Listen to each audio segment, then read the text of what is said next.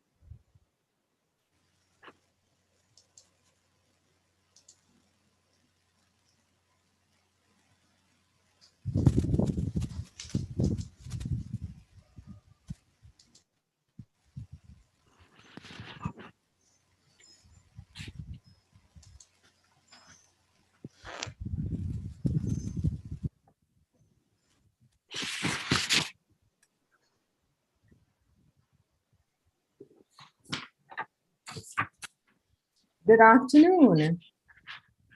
It is my pleasure to welcome you to this symposium, Gender Studies and Feminisms in the Guyanas, Crossing Rivers. My name is Patsy Lewis, and I'm the director of the Center for Latin American and Caribbean Studies, located at the Watson Institute for International and Public Affairs at Brown University. CLACS is one of the oldest, it's the oldest, area study center at Brown. And we bring together faculty and affiliated students across the university who work on Latin America and the Caribbean. It is my distinct pleasure to also specially welcome our cohort visiting professor for this spring 2021, and who will also be returning to us next spring 2022, Professor Kamala Kempadu. And to briefly introduce her before turning over the symposium to her. Professor Kempadu is a sociologist and professor in the Department of Social Science at New York University, Canada. She studied at the University of Amsterdam, Ohio State University, and the University of Colorado Boulder. She teaches Caribbean studies, Black radical and Black feminist thought, sex work studies, and critical anti-trafficking studies, and has published extensively on the Caribbean sex trade and global anti-trafficking discourses. I would like to welcome her and also welcome the rest of the panelists, Julia Terborg, Tina Harpin, and Pauline Bullen. I now hand over to Professor Kamala Kempadu. Thank you, Patsy. Thank you, Professor Lewis. It's a pleasure to be here and to be with CLACS this term. I am delighted that we could have this event today. It is part of my class, actually, in part the seminar class that I'm teaching at Brown this term on Caribbean feminisms, and as part of the Kogut visiting professorship. And I'd like to welcome everybody, but also especially the students in my class, because this is also for them or for you. Today's panel, and we are hoping that our third panelist will join us soon. We're not too sure what's happened from Guyana, but she hopefully will pop up at some point here. The panel of speakers is part of a longer standing exchange and dialogue that I and Alyssa Trotz have been engaged with for several years. The aim was to support the development of gender studies and feminist research in the Guyanas through dialogue and events between the Guyanas and feminists of the Guyanas in the diaspora, such as myself in Canada and Alyssa Trotz, who is also at the University of Toronto.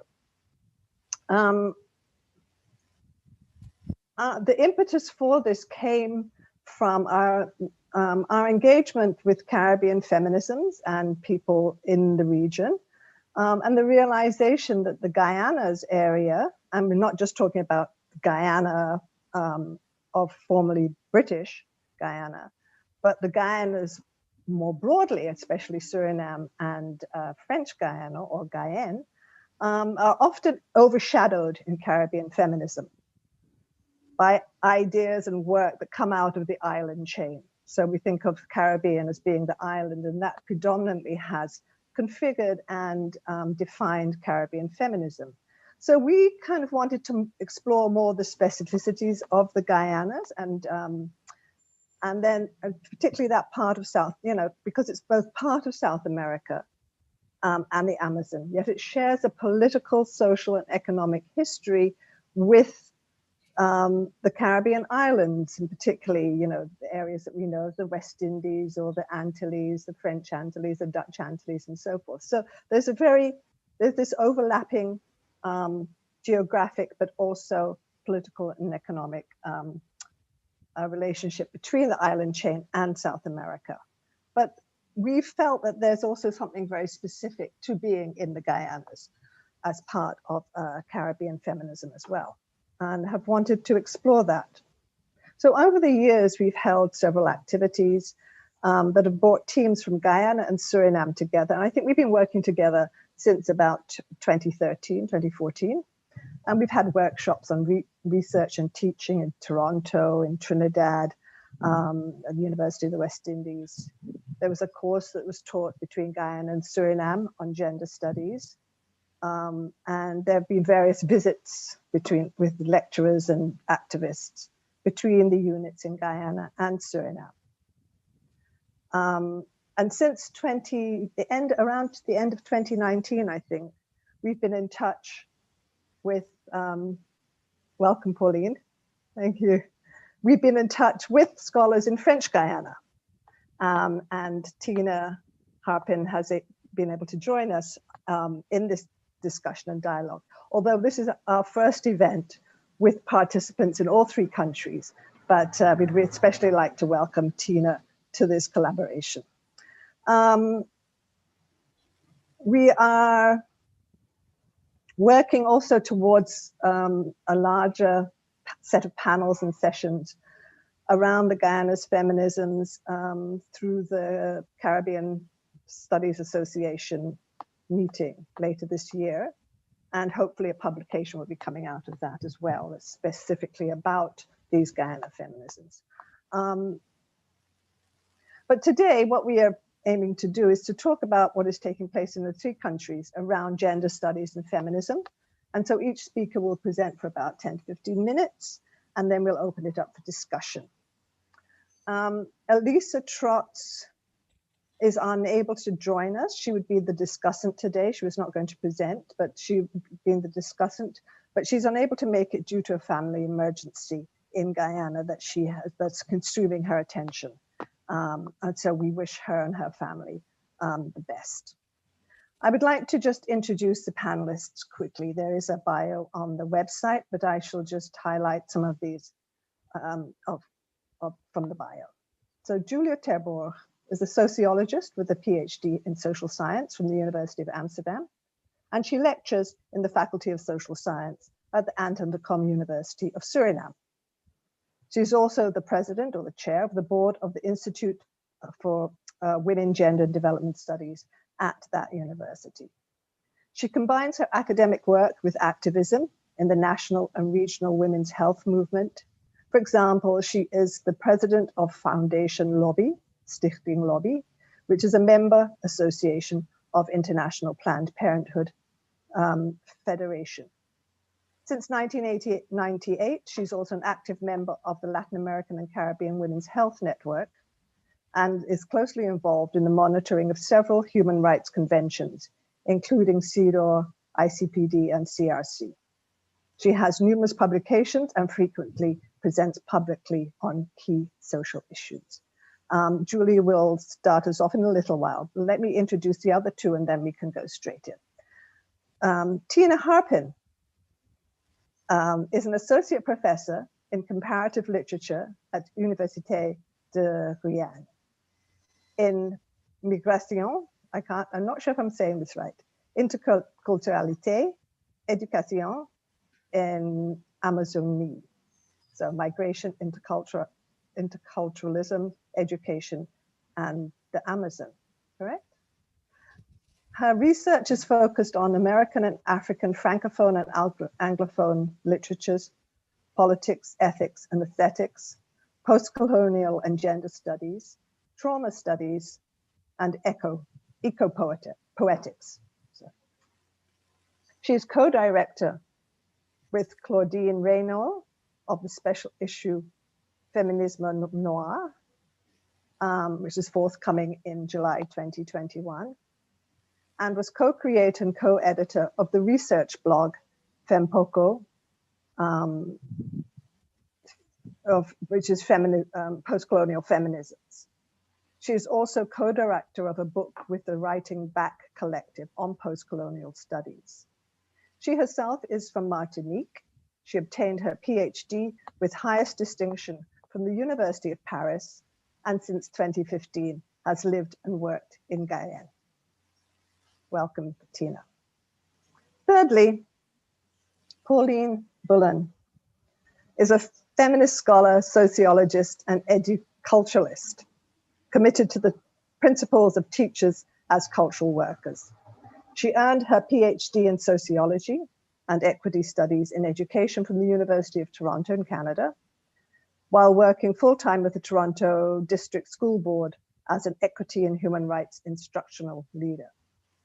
Pauline has 20 years of experience working with the Toronto Board as one of its lead instructors for inclusive human rights and social justice education practices, and has gained professional international development experience through working in the US, Africa, and the Caribbean on gender integration, gender analysis, curriculum design, and gender transformative programming. She currently holds the position of director for the Institute of Gender Studies at the University of Guyana, and is also a senior research associate in the Department of Social Work at the University of Johannesburg, South Africa. All three, as you can tell, have immense experience with both the university and beyond. And I will first hand it over to Julia, then Tina will follow, and Pauline. But Julia will start us off by talking about gender studies and the feminist research that's happening in Suriname as much as possible. Thank you, Julia.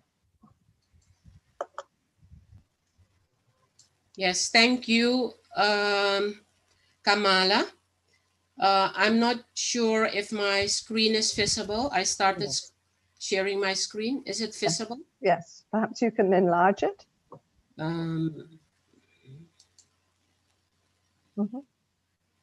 Excellent. Enlarge now? Yep. Yes. Good afternoon, everybody. A special greeting to you, Kamala, the panelists, Tina and Pauline. I'm very happy to join this event, and also very grateful to you, Kamala.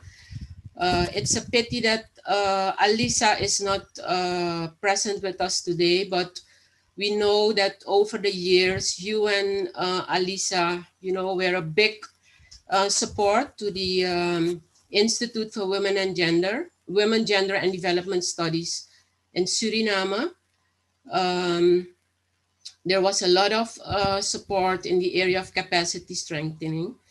And I think it's very important to mention that as part of the whole strengthening of the dialogue of the Guyanas, especially you and Alisa were really key.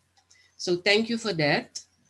I was asked to give a few on Yes, a short few story on the development of our institute and our experience. So I would be happy to share those experiences with you.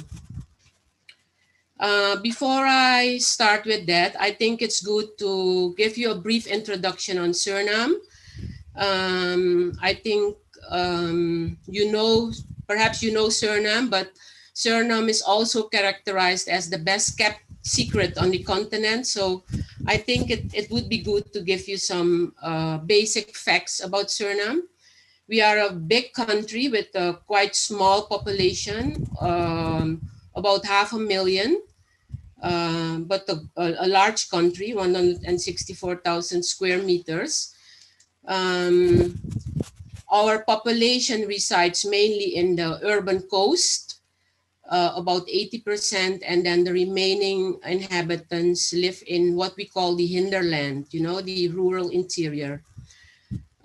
We are a former Dutch colony, gaining independence in 1975. That explains why our official language is Dutch. We have a lingua franca, which is Ranantongo. And a part of those main languages, we have many other languages.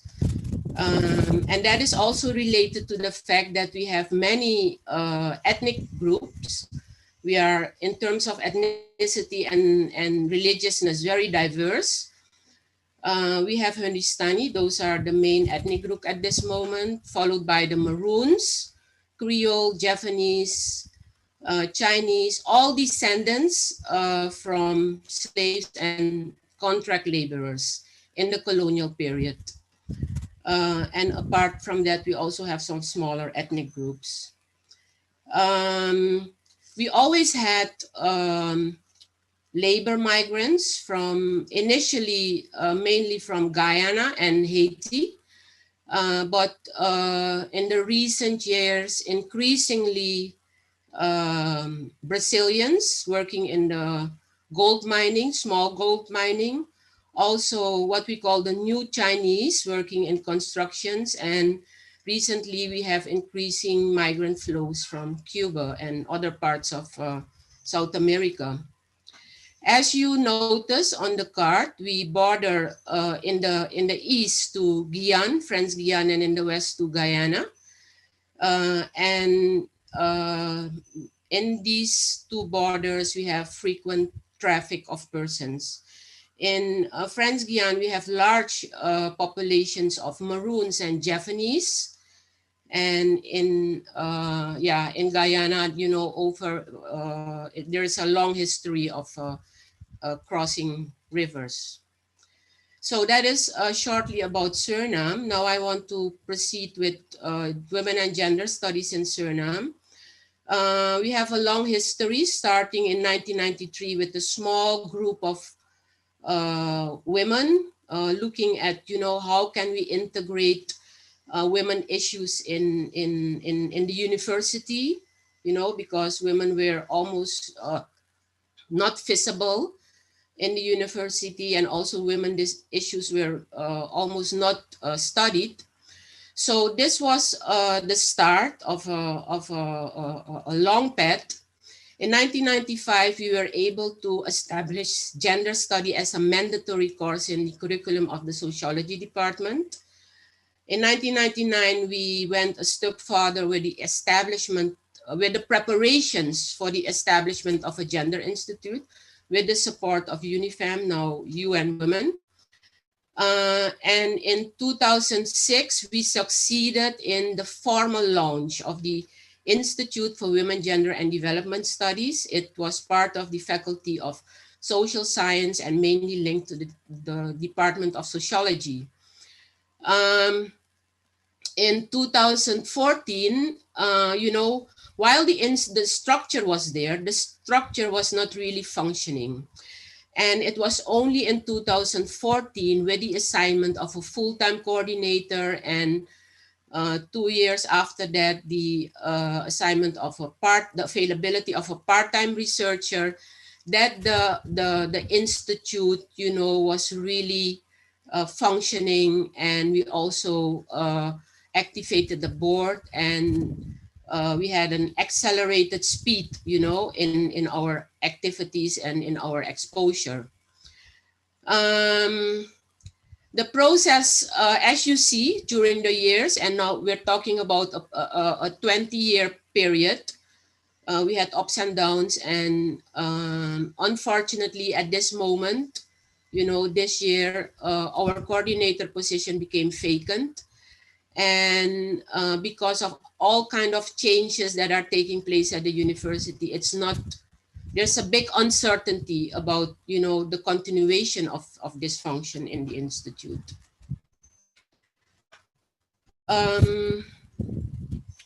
What was our focus? As I said, the courses started already in 1995. And in those courses, we had particular focus, and I want to share those emphasis with you. Women's empowerment. That's why we kept women in the name of the institute. Women's empowerment was key.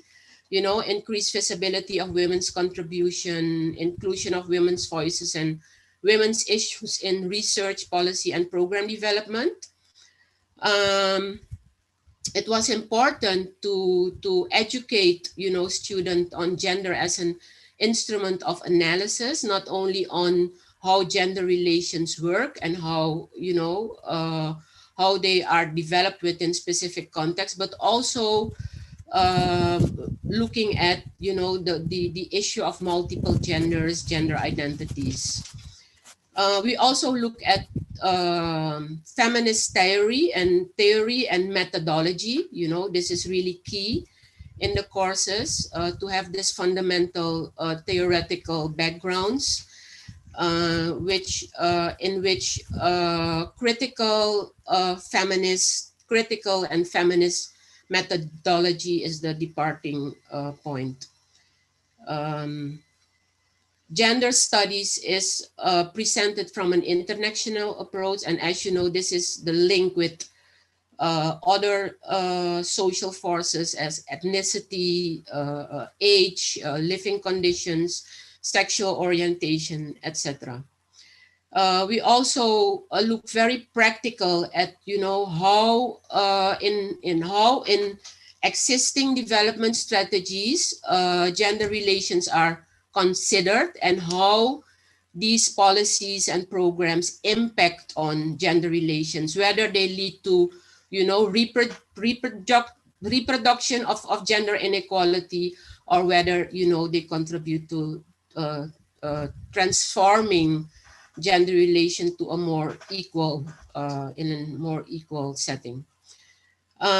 We see gender studies as an instrument for transformation, you know, for change. How can gender study contribute to transforming gender relations and other unequal social relations? And there is a strong link also with activism, you know, because research and teaching are seen as instruments for change and to enhance agency and empowerment. The link, therefore, against this background, you know, the link with Caribbean feminism is very clear from the beginning. We know that the women's struggle in the Caribbean has a long history. You know, since slavery, contract labor, women played a leading role.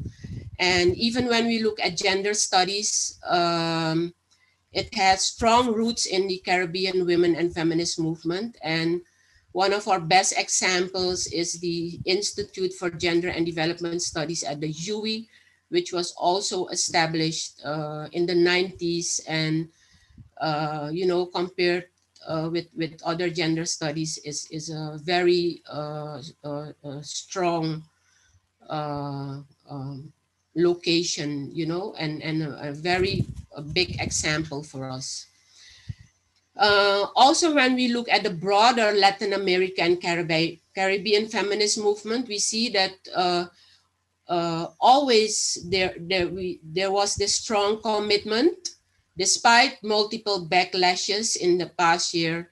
There was always a strong role in the human rights movement and strong partnerships with groups in marginalized positions. And even now, we see the session, the international meeting virtually on the status of women, you know,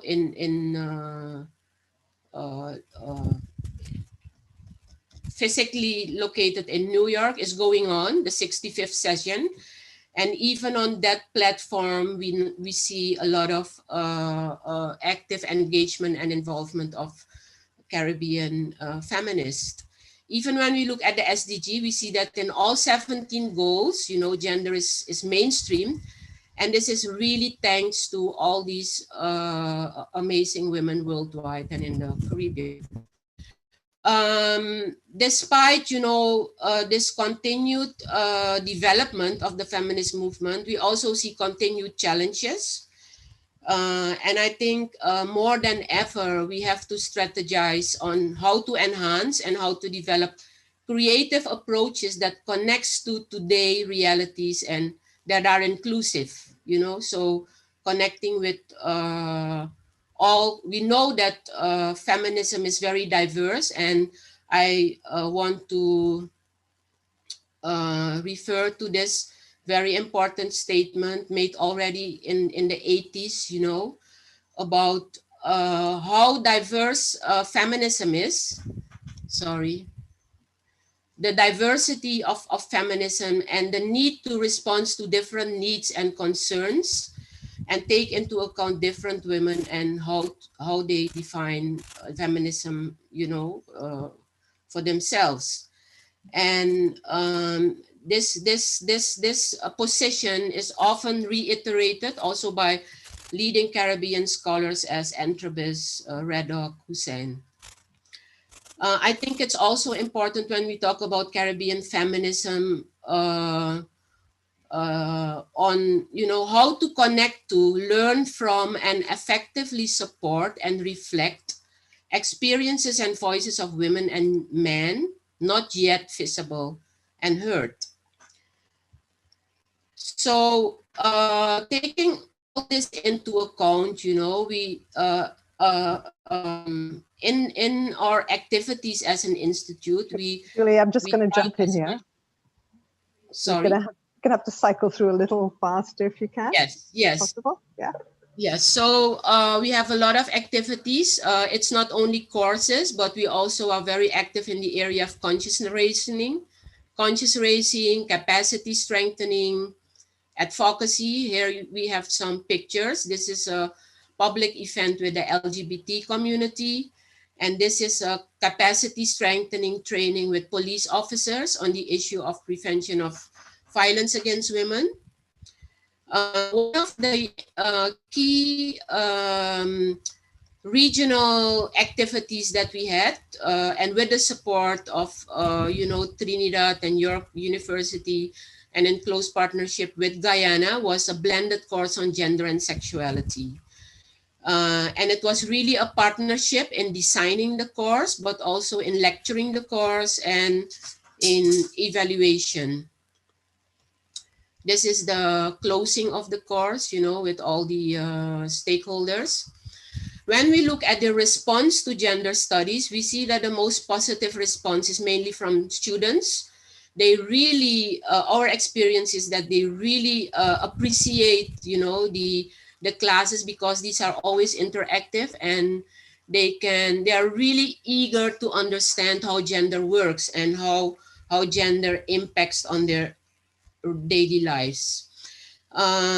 This also resulted in a rapid increase in gender-related thesis topics, you know, among undergraduate students, but also graduate students in the master programs.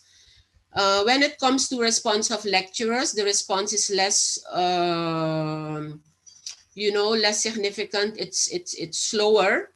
But we see an increase of involvement of lecturers integrating gender in their courses. And yes, on the institutional level, you know, the support and the political support remains a big challenge. When we look at the thesis topics of students, these are very diverse, and they range from, historic development of women's role to women and climate change, women in politics, gender in the workplace, and not only on issues that are taking place in the public sphere, but increasingly also on issues in the private sphere, the more controversial, contentious issues like violence against women, but also changing gender roles and the responses of these changes in ethnic specific communities. We see also a lot of thesis topics on gender and sexuality, and also on reproductive health. One of the recent theses, bachelor thesis, was on femicide, which is, is a big issue now, I think, in all of the Guyanas. But we also see students, engagement in that issue. After all these years, we have continued challenges. And I think the main challenge is really rooted in our institutional weakness, limited capacity, no budget. We have to recruit our own budget. We are very dependent on faculty facilities, and in particular now, when the university is restructuring due to limited budgets, and there's a high risk of further marginalization of our institute. What we see over the years that we are strongly dependent on the goodwill and commitment of individuals. When we look overall, we see that the institute is mainly visible in the faculty structure of social sciences, and then in particular linked to the sociology department.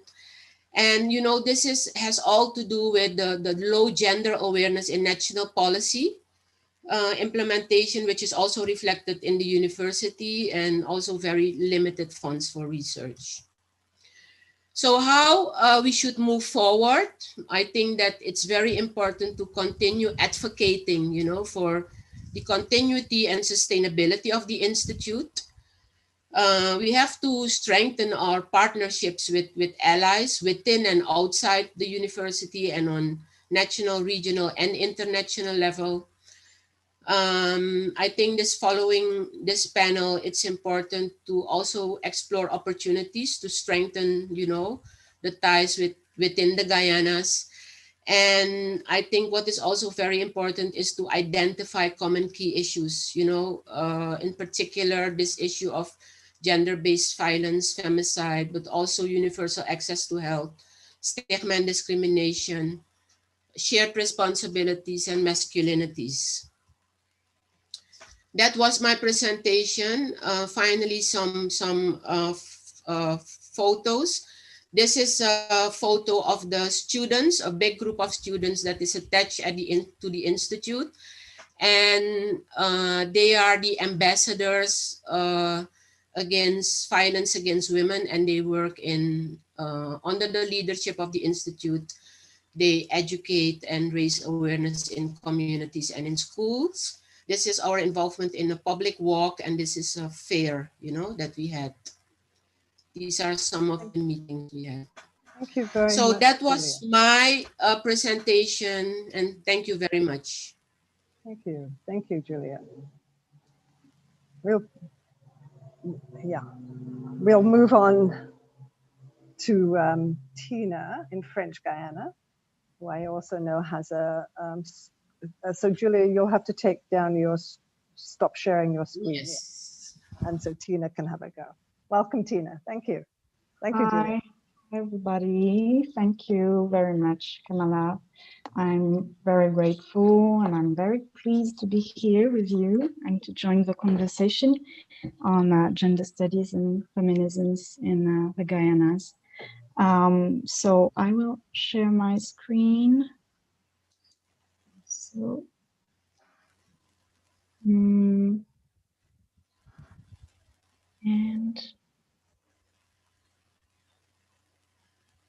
okay. Yes, so I I think that I'm going to present some information about French Guyana first. I will begin by saying that it's a French department, an overseas department and region since 1946. And it's the only French territory in South America. It's mostly known nowadays for its French Space Center, but it was a former colony, penal colony, as you can see on the picture. It's a big region. It's one of the largest French region with 83,846 square kilometers, mostly covered by forests.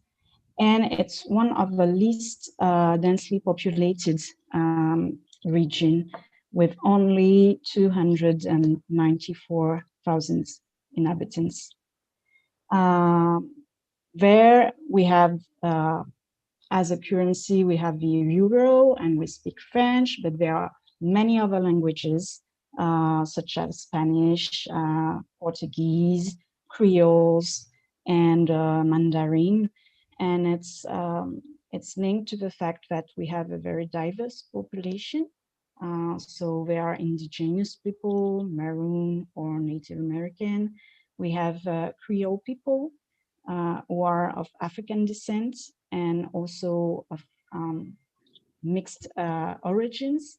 We have also migrants from the Caribbean, South America. Like in Suriname, we have a lot of Asian, Brazilians, Dominican, Cubans that are coming. And we have also French people coming from mainland France and from the West Indies, the French West Indies, so mainly Guadeloupe and Martinique. So our university in French Guyana, Université de Guyane, is a newborn university. In fact, it's a 5-year-old university, and it was born from a strike in 2013. So it was fully implemented in 2015. It's the year of my arrival in French Guyana. And I will explain to you why there was a strike in 2013, because it's important. Students and teachers went on strike in 2013 because of the governance of the former University of French West Indies and Guyana. So there was a University of French West Indies and Guyana, but French Guyanese felt like they were not listened to, and they couldn't decide anything about what was going on in on their campus. So they decided to go on strike. And the president of the former University of French West Indies and Guyana was in Martinique at the time. And the conflict lasted 4 months. So the French government decided to agree to this idea of a new separate university, the University of French Guyana. And this university was created in 2015. So I must say that the conditions of birth of this new university were highly political, and therefore academics working now in the university can feel a kind of pressure from the outside, because everything that we do is scrutinized, and we have also, we can see that it's used in political debates that we can't really control. And sometimes it's quite disturbing. So now I will tell you a little about gender studies at the University of French Guyana. So it's a small scale university that is facing multiple challenges. We have about 5,000 students, and well, we have no institutes of gender studies, no gender studies program, training program. So it's not like Suriname. I think that Suriname has developed gender studies for many years now. Here in French Guiana, everything has to be launched and to get started. So we can also say that in this territory, there is no observatory on violence against women. There is no National Women's and Feminist Rights Information Center. And there are some activists and people who are working to help women. And I can quote this organization whose name is Arbre Fromager, the Kapok Tree. It's one of the most important women's associations in French Guiana, and it was founded 18 years ago. In the university, we have launched a course, which is actually a research seminar with my colleague, Dr. Ahmed Mullah, in 2018. And it's the only existing course on gender studies at the university for now. We were joined more recently by a new doctor, Dr. Julia Manera, who is a specialist of Brazilian literature. This research seminar was at first for students and colleagues, but we decided to open it to the public. And in fact, it was quite a success, and it sparked interest on gender studies and feminisms. I can say that many debates were held regarding the myth of the matriarch, for example, and violence against women in French Guiana. And we also decided with Ahmed Mullah to publish a research notebook online. And this research notebook aims to provide access to our scientific activities and to help people to go further and to provide some scientific materials. But I can say that we'll feel a little bit alone. So that's why I'm so grateful to be here with you and to meet Julia Terborg and Pauline Bullen, because there is an obvious lack of gender studies research in French Guiana. If I can give an example, I can talk about the Virage survey. So it was a national survey on violence against women in 2015 that left French Guiana out. So it was focused on mainland France, Martinique, Guadeloupe, and the Réunion Island. And this is one out of many examples that we can give to show that there is much work to do about gender studies and feminisms in French Guiana. One positive aspect of our work with Ahmed Mullah and now with Julia Manera is the fact that we can see how involved the students are. The students are participating into our seminar, and we also publish some texts from the students, above all creative writings that help them raise awareness on women's issue. So for example, lately I published narratives about the witch figure in French Guiana. And it was very impressive because there were actually, through fiction, testimonies about violence against women in different communities. And one of these texts was about incest, for example, in the Maroon community, which is a taboo. And I think that this work that we develop with students through art and through theory is very, very important. So to conclude, my colleagues and I are trying to trigger a gender dynamic, a gender studies dynamic at the University of French Guiana. And it's probably the right time because of the current global conversations about women's rights and about feminism. And as literature professors, we also believe in the power of literature and arts to help raise some issues and to break silences and to develop gender studies. So thank you for your time, and thank you for listening. Thank you, Tina. Thank you very much. That really gives us a nice idea of where you can go in French Guiana. So thank you. Great. I think we should turn to Pauline now. Are you there, Pauline? She disappeared again. Pauline, are you? Yes, I'm here. I just had to unmute. Oh, sorry. And I will share my video. Great.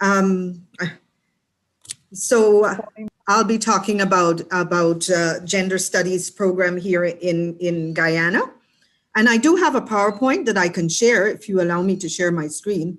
Tina, can you take down your PowerPoint? Thank you. Hopefully I'll be able to do that, yes. Let's see. So everybody should be able to see that. Yep. So that's where I am at the moment. One moment. Slideshow. You can probably enlarge it, right?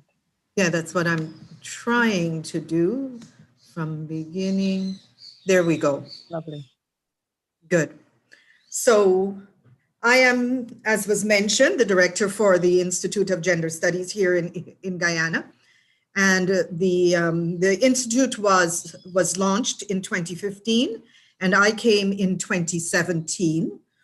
And as you see, the objective was to find somebody who had at least a master's degree in order to lead the work of the institute. So I came from Canada. I studied at OISE, University of Toronto, and my PhD is in sociology and equity studies in education. So I too will tell you a little bit about Guyana, not vastly different from what you've heard already. I just need to, this is blocking my view. The total population is less than 800,000 with an annual growth rate of 49%, 0.49%. Males are about approximately 394,000 and women 386,000 from the research that I found. Most people stay in rural areas with the urban population making 26.61% of the total population. And the country has a young population with people aged 0 to 14 years, making 28% of the total population, according to the World Bank 2019 study. And there are those between 25 and 54 years of age that make up about 38% of the population. And in terms of gender, females contribute 22% of family work, compared to 10% of males, according to a 2018 International Labor Standard estimate. And then Guyana ranks 55th out of 117 qualifying countries in the Global Hunger Index with a score of 12.6, meaning that it suffers moderate level of hunger, and the proportion of the undernourished population is below 10%. The Institute's mission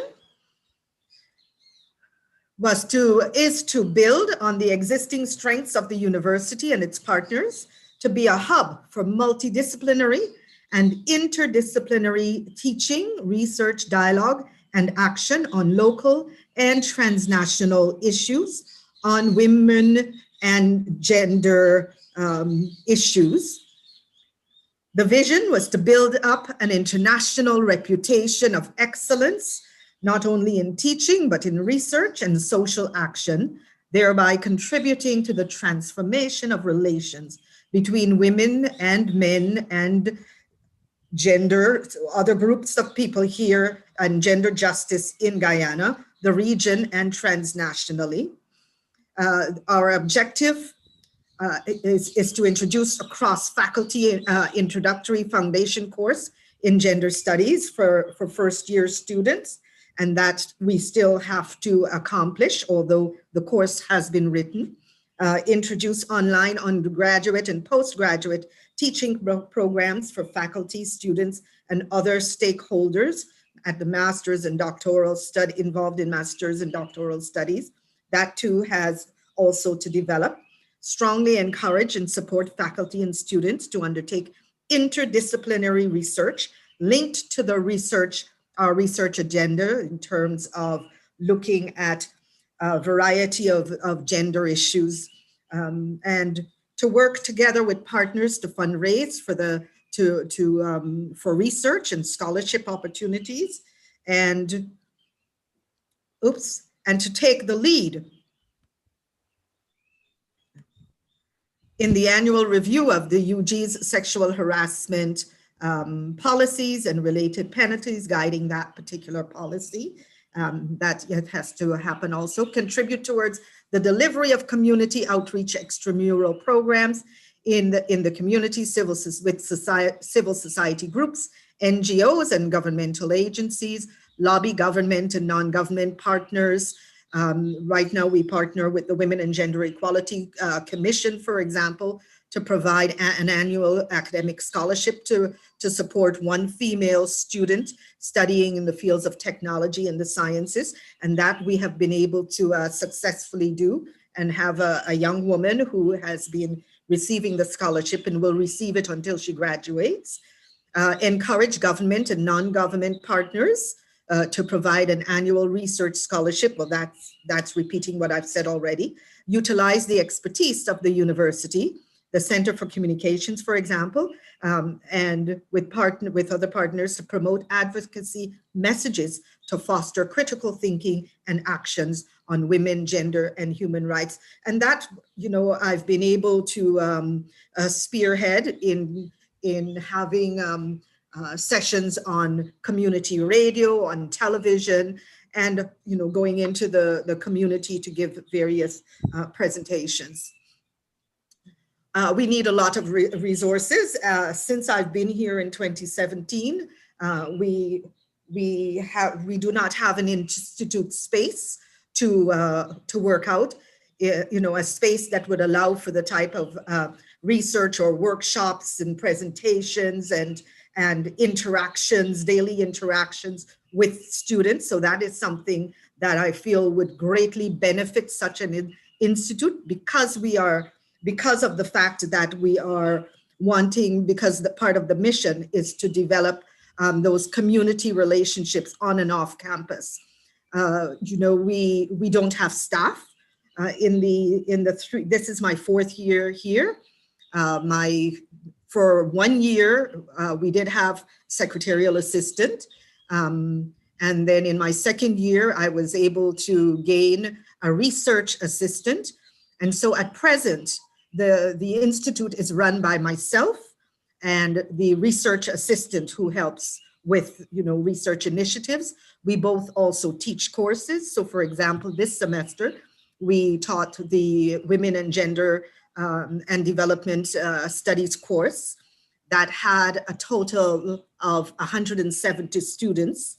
And so we've been having to mark papers, mark papers, and plan workshops and do community outreach, engage in research partnerships with people not only here in Guyana, but in other spaces, Trinidad. I network with other scholars in various other countries, and so in order to do collaborative work.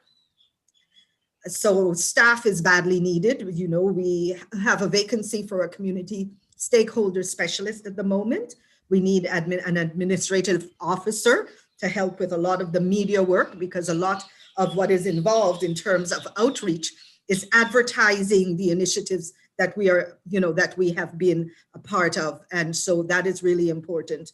The research assistant, we are supposed to have 2. We have 1. And then we utilize the IT specialist and library tech support when we have meetings and workshops. And so, and monies are badly needed to fund our programs. We do get funding from the Women and Gender Equality Commission, which is matched by the university.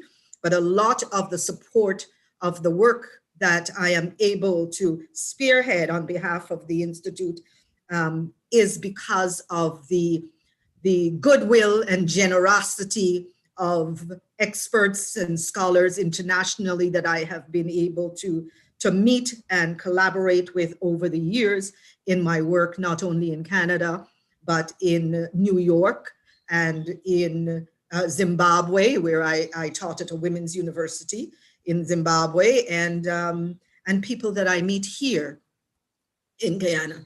So the research approach that we take is generally ethnographic. It's feminist. The approach involves feminist methodologies of co-centering experiences. The ethnographic research involves conversations with people in the rural areas, in the hinterlands, as well as the urban areas. We publish autoethnographic reports with reflections on lived experiences, and we were able to publish a couple of years ago now, a small zine that highlighted with men's voices. And we wanted to capture men talking about what it means to grow up in a violent or rape society, it was described as by one young man to me. And so I ran with that idea and was able to get several men from diverse ethnic groups and ages to contribute to a small zine where they talked about what they had seen, what they had experienced. And that zine has been distributed to the 10 regions in the country, and it is also available online. So there is a link to it online. So the research that we embark on is collaborative. Generally, we work as part of research teams. So we engage people in the community who are experts in various areas, especially because even though my training is multidisciplinary and international, I am not an expert in every area of gender studies, but I am approached as though I were an expert in every area of gender studies. And that actually has benefited me in some ways because, for example, I have developed a greater knowledge, for example, and a commitment to environmental justice, which I see as part of racial justice. And I have been able to go into the hinterland and interview women who in the rural areas there and in the hinterlands, who are indigenous women, about farming practices and the needs that they have that are not resources that they need, that are not being met by the government, by other local institutions, about the way they are excluded in many ways from the larger part of the society and the society's resources. So I've gained a greater knowledge of environmental justice and racial justice. I already work from an anti-racist, perspective and a strong Black feminist, African feminist perspective. And so I bring all of that to the work that I spearhead at the Institute of Gender Studies. And the work involves regular, local, national, and international outreach and partnering to support successful research initiatives. And why we examine the lives of Guyana's peoples to build equity, sustainable families and communities. And I say that all the time when I refer to the Sustainable Development Goals, to ensure the most vulnerable women and children have equal access to the essential social and other services, to promote a willingness to listen and hear concerns of all community members, including women, children, adolescents, and the differently abled, to ensure that information flows from one level to another, for example, between local, national, and regional bodies, and to advocate for deliberate efforts and actions to right historical wrongs and imbalances. And so the work, again, involves research, it involves writing, it involves workshops, and it involves activism. And these three photos, this was work that we went into the Rupununi area to do and got stuck in one of the many potholes, huge potholes that we had to navigate across that countryside. Recently, I was able to engage a past colleague who is an award-winning journalist for CBC television in Canada, who came to speak, to give a lecture. And I wanted him to speak to my class, but I opened it up to the community, a lecture on gender, culture, media, representations, and representations and development. And that was a very successful event that ended with his agreeing to mentor a young woman here who writes for community newspapers. And then the last image, you will see that, that there was a case of a young woman who had been murdered at 17 years old by a 34-year-old man that had raped her from the time that she was 14 years old. And so as part of our activism, myself and another woman, we created these banners and posters and stood in the community. And in fact, we were joined by the taxi driver that drove us there, and he held up the sign also. And we did a silent protest for half the day. And so that's the type of work that I'm engaged in here in Guyana in terms of the Institute's work. Thank you. Thank you very much, Pauline. That's, I think this has all given us a great idea of what is happening in the three countries in Guyana. And so I'd like to, we have until 4:30, we have about 20-25 minutes for discussion.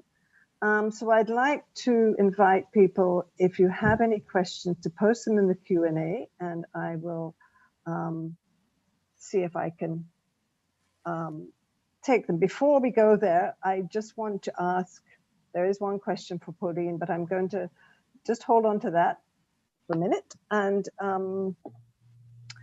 ask you one question that we've been discussing in my own class, has been about the sort of priorities in Caribbean feminist research for attending to this issue of violence against women. And recently, of course, we've had this big surge, and all of you have mentioned this issue of violence against women as being something that your institute or your program and so forth addresses in different ways.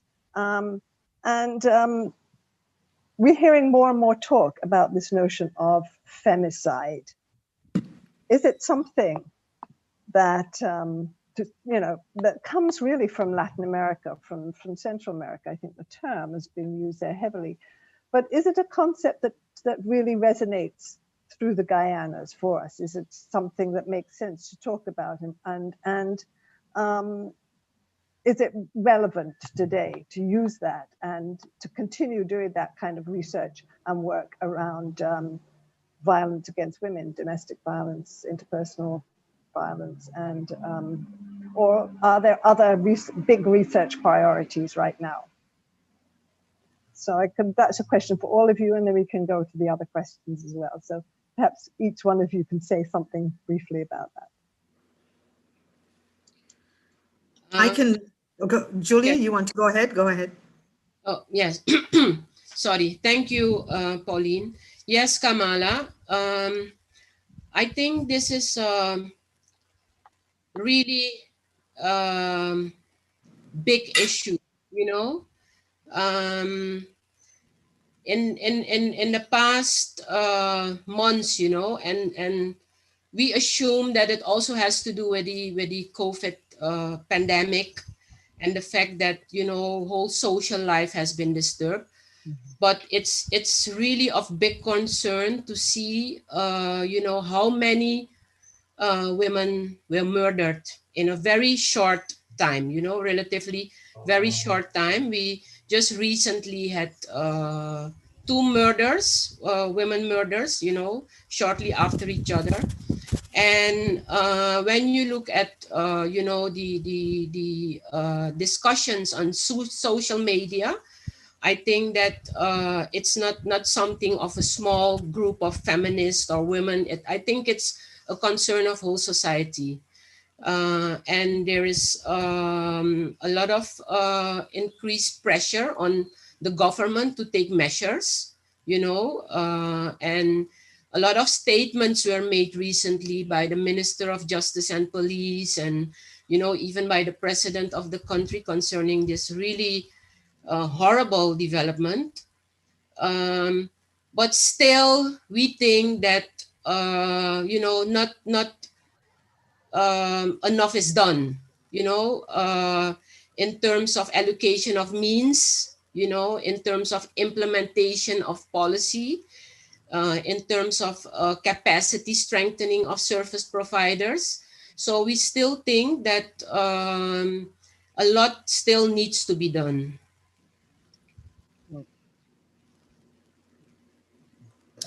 And here in Guyana, I you know, since 2018, I've seen reports of a growing number of women and their children being murdered by the you know, the father of the household, you know, and so that there has been an increase. And what is particularly troubling is the brutality of the crimes, where women are being burned alive with their children, women are being butchered, being chopped to death. You know, so I was recently actually trying to make a list of some of those particular horrific crimes, but it is really it's really disturbing to see that you know, and that often when it is happening recently, the perpetrator may kill themselves afterwards. So it's also, you know, the killing and then a suicide you know, afterwards. So there is that type of situation. It is murdering a woman in front of the children. So it's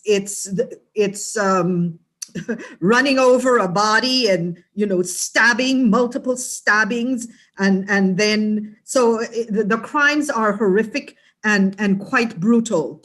And it is, and a lot of it is public too. So when you hear that a body has been in the streets and these crimes are committed in front of villagers, you know, who are present, then we know that it breeds fear in the community. And it tells women, if you don't behave yourself, this is what's going to happen to you. You might be next.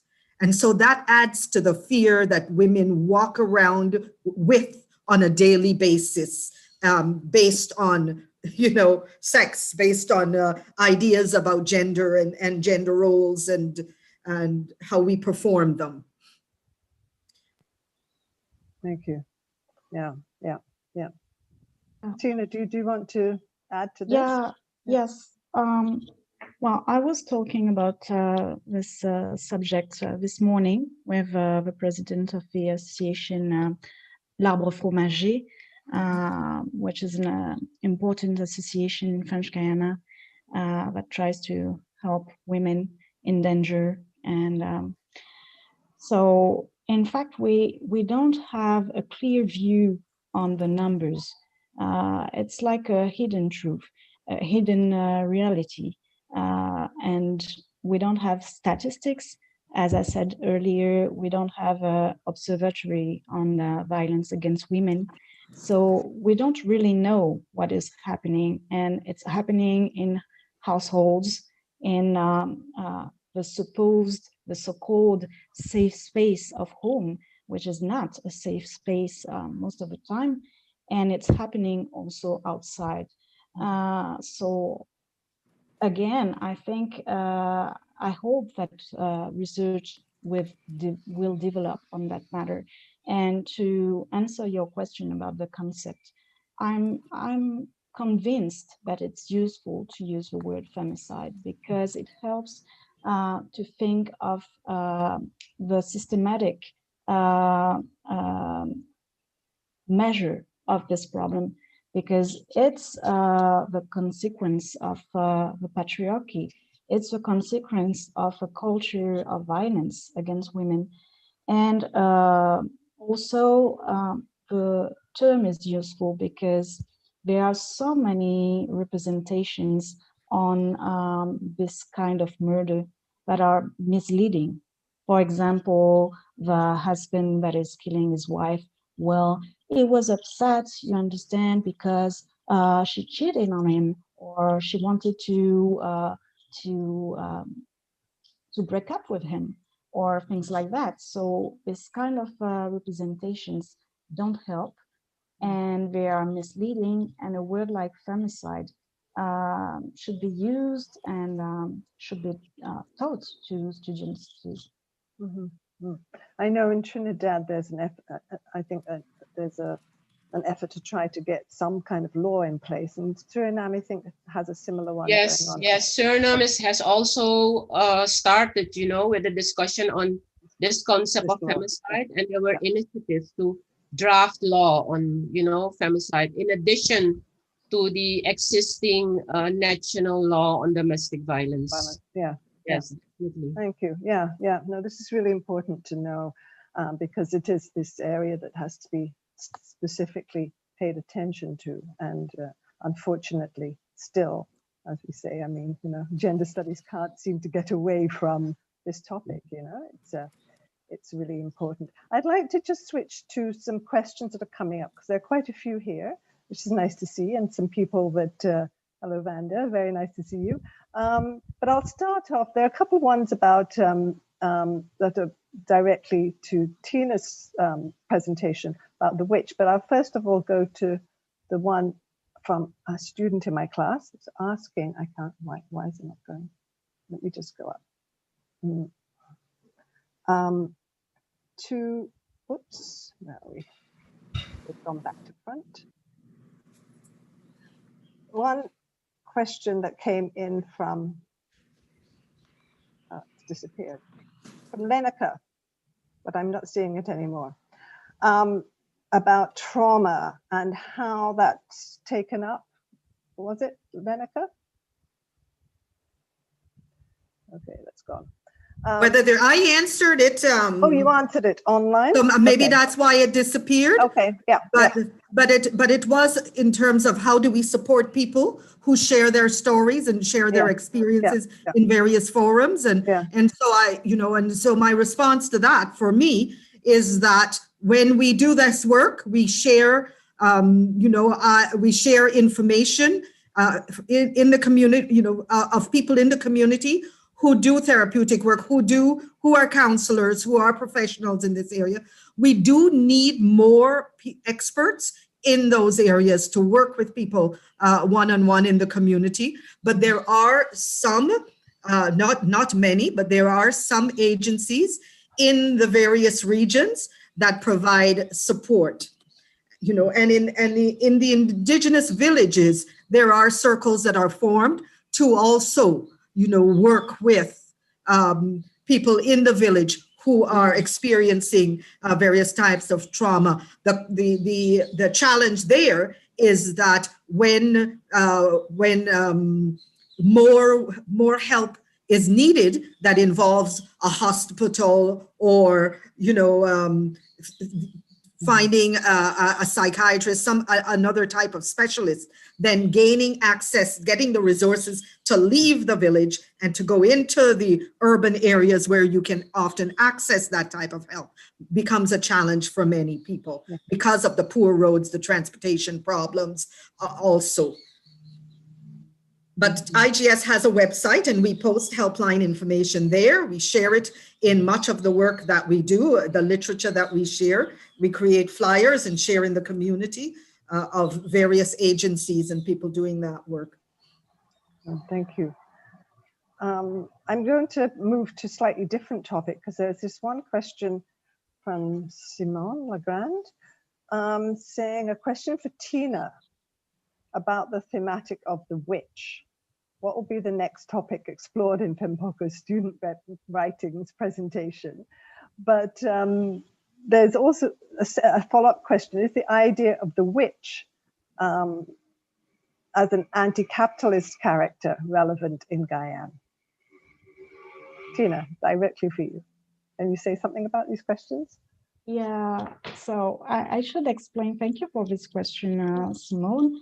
I should explain that it was this writing was part of a class that I had in French literature, in the Bachelor of French Literature. So it was a creative class, creative writing class, and it wasn't part of the research seminar FEMPOCO.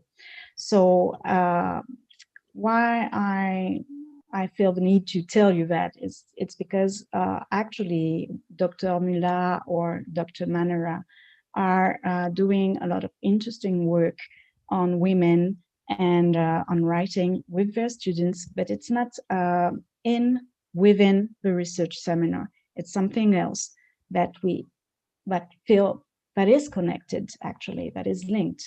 So we published the text of my students in the research notebooks, but it's something else. So I don't know yet what I will propose to my students for the next creative writing class, but I suggested last year to write about gardens and women. And the year before that, it was about exile, because we have a lot of students that are coming from migrant families. And it was very interesting to have a conversation about exile. And also because there is a political discourse here in French Guiana that is quite aggressive against foreigners. So I hope that I responded. I think, yes, you did, because I mean, that takes us into the question posed by Lisa. Hello, Lisa, nice to see you here. About strategies that, for all of you, have been employing for engaging gender analysis or activism across the ethnic divides that haunt the Guyanas.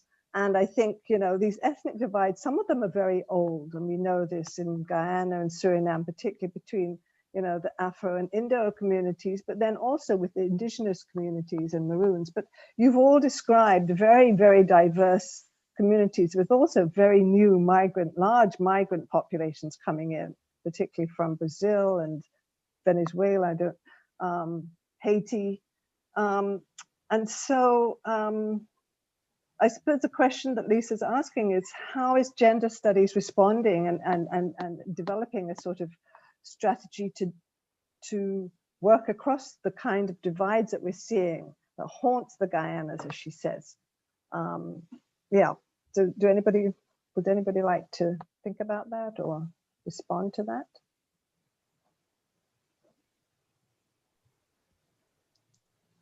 Yeah, I can try.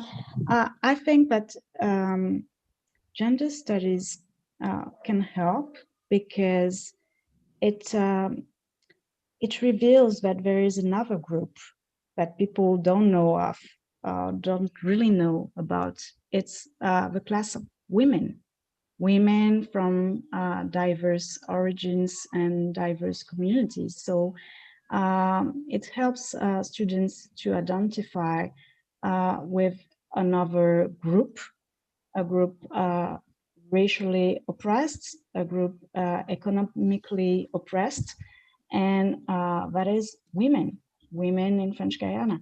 So it's also easier to talk about violence and to raise issues that are taboo during discussions on gender studies. And of course, students, teachers, researchers can see that there are shared concerns, that it's not the fate of one community, of one social class. It's something much more bigger, if I can say that. So this is why gender studies is important, also to build another representation of the country and what's going on with the structure of power. Definitely.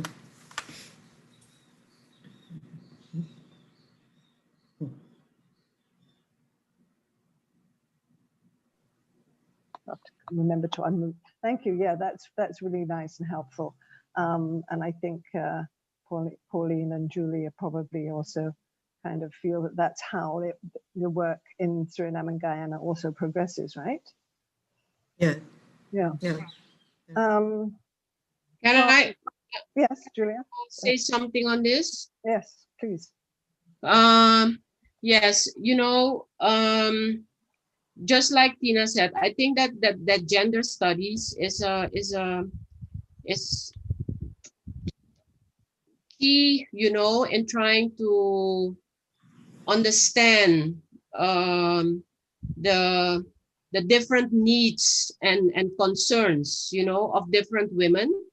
And I also raised it in my presentation because, you know, when we look at the discussions on gender, you know, that are in the public sphere, then it's you know, on the general issues of gender equality, but we know still very little about what is happening in the different ethnic communities. And we know that there's a lot of resistance there from women, you know, resistance that is not yet visible, that not has a voice yet, but that definitely contributes to change. And what we see in our courses is that students from these ethnic communities, you know, Maroon students, Hindustani students, you know, students from Japanese descent and others, that because they are faced with, you know, they learned new ways of looking at their communities, looking at relations, that they really go in depth with essays and with their bachelor research or master research on these issues. And I think that this is very important in you know, engaging, involving these communities in, you know, the larger public discussions on these changes in gender roles and gender perceptions that are taking place. Thank you, Julia. Yeah. You know, and I like to, yeah, go ahead. I wouldn't mind saying, you know, I like to talk to, when I lecture on this, on gender, I like to use Lorber's example of gender as a stratification system. You know, I think, and I know that some scholars have a problem with you know, with that work, but I particularly like using it to illustrate how you know, people of different genders are ranked, so that it is part of a ranking system that ranks certain bodies above others. And so you know, and I use that too to demonstrate how that type of prejudice can lead from simply excluding people based on, you know, using some some derogatory terms, to excluding them in terms of jobs, in terms of where they're able to live, what they have access to economically and socially, and also that is part of a ladder of discrimination that can lead to genocide. And I find that really helps, and to talk about the ways that we are socialized in our thinking to see this ranking system as acceptable, and much of the joking relationships that are attached to that ranking system as acceptable. We see it in the culture, in some of the, in what is shared as theater in the culture that can be very, very damaging, base and violent in the language and the portrayals. So I think I quite like looking at it from that particular perspective. Fantastic. So we're running out of time here. We have a few questions that haven't been tackled yet. So I'll just name the issues, but ask you also to sort of give perhaps a few closing remarks that you'd like to leave us with. So there's some questions about what are some of the surprises that, as we dialogue together about feminism, what continues to surprise us about feminisms in Guyanas. That's probably for a future discussion we can take up. What ways would we like the diaspora, would you like the diaspora to be further engaged in your feminist work? I think that is something I think that so many of us are diasporic already, that we have these deep connections, that it's an ongoing conversation between the diaspora and the Guyanas in Suriname, in French Guiana and Guyana, but that's a question that stands there. Congratulations on the work that you're doing from Rhoda Reddock. Thank you, Rhoda. Vanda is asking Pauline for some names of other courses and so forth, but we will have to take Vanda's questions. There's a question also coming in from about the use of the term, about how the term maroon is being used in French Guiana and Suriname. Is maroon being being used to represent Afro-descended groups? But that's more than that, isn't it? Definitely. Because Guyana doesn't have the maroon population that Suriname and Guyane do have. So that's a slightly different question. That's a slightly different population group. And there are some questions about follow-ups about how students take up issues of, are they committed to the issues of violence against women? And generally, I think about how, we can continue to work as gender studies scholars on some of these issues. So I'm going to leave it here because we do actually need to kind of end the session. I know there's a lot to talk about. So each one of you, just a minute, perhaps you can wrap up with a few thoughts. If you touch on any of those issues I've just mentioned, that would be great. So shall we just go around with Julia, Tina, and then Pauline? Julia. Yes. I think that,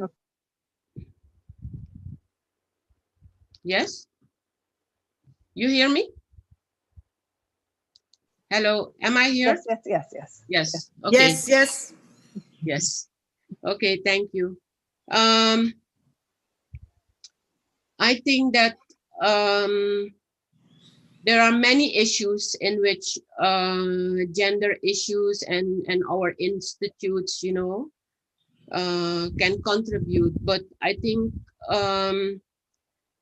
there is a big need for partnerships, for a stronger profiling, because I think that in all our cases, our position at the university is still is a marginal position, and we still have to struggle to survive, in fact, and it's really a process of up and downs.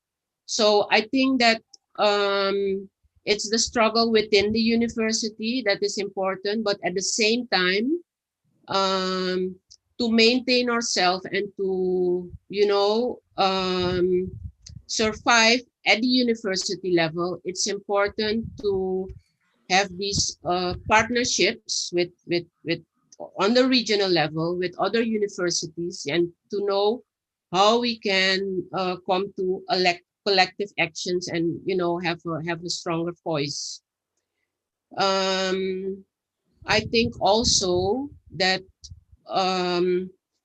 there's a lot of there are a lot of opportunities, and we saw it with the blended course, the joint course with Guyana, that it's really possible to have a joint effort and to really broaden our scopes and to, make students aware of not only the differences, but in particular the similarities of our, context. And yes, I think that it's very important that we go much deeper, into some of these issues. And the issue of femicide was mentioned. I think that the Institute of Gender and Development Studies of the UE, in particular in Trinidad, who's the closest to us, I think that they have a lot of best practices of which we can learn from, also in terms of strategizing, how to move forward, and what are some of the what are some of the ways, to put more pressure on the political political parties, the people in power, to have more attention for gender studies. Thank you. Next time we'll have to get a panelist in from Trinidad, I think, to join us in this discussion. Thank you. Yeah, definitely. Yeah, definitely. Tina. And one short comment on that of the Maroons. In Maroons, in Suriname, Maroons are defined as the descendant of the runaway slaves.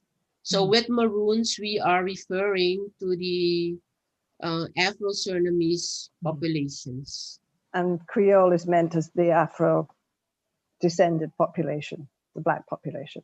Yes, the Creoles are mainly seen as the descendants of the urban Creoles, who remained in slavery, and it was only after emancipation that they were freed. Yeah. But the Maroons were freed long before that. Yeah. Mm-hmm. Thank you. Tina. Yes, thank you, Julia, for this explanation of the term maroon, because it's the same in French Guyana. It has the same meaning, and Creole refers to mixed people, actually, of African descent, and also from the urban areas of French Guyana. And most of the time, they have ancestors in the West Indies, but also in China or in India, etc. So, but they consider themselves as Black. Mm-hmm. So, well, I was very, very pleased to join this conversation because, I mean, it helps me see what we can do in French Guyana with my colleagues, what we should do, and I mean, strengthen the partnership with you, our neighbors, is very, very important. With the lockdown due to the pandemic, it was not easy to continue our research activities. And in fact, we were planning on going to Guyana last year, but it was cancelled because of the pandemic, and we are really willing to work with you in Guyana and in Suriname because we can learn a lot from you. And I think that you can really help us grow and develop gender studies here in French Guyana. So this is my conclusion. Thank you very much, Tina. It's really good to have you on board. Pauline. I have a long list of things that surprise me. We can't do a long list at this point. I know. I won't share a long list. What surprises me is that, you know, I come from a family of 5 women. There are 6 of us, and strong-willed, you know, outspoken women. And I was always raised to believe, and the history that I was shared about Guyana was that women have always worked. Guyanese women are strong women. You know, they are activists. And so I grew up with that propelling me forward. And what I find surprising is that many of these strong women that I meet here in Guyana who can be very vocal in certain situations seem to equate feminism with not being feminine. So, you know, and so they want to embrace their femininity and, you know, to be out there with their femininity. But at the same time, they do want to work for equity and social justice. But there seems to be a mind-body split around many of those issues. And so many of them seem to subscribe to this idea that to be feminist is not to be working towards social justice and human rights, but it means, you know, to hate men and to work against men. And so we constantly hear, well, what about the men? You know, when we talk about violence against women, but what about the men? Because they're being abused too. And when we share the statistics, we still hear, but what about the men? And so, and I say we're not talking about excluding the men, but talking about addressing, you know, doing anti-oppression work, doing anti-violence work, doing human rights and social justice work.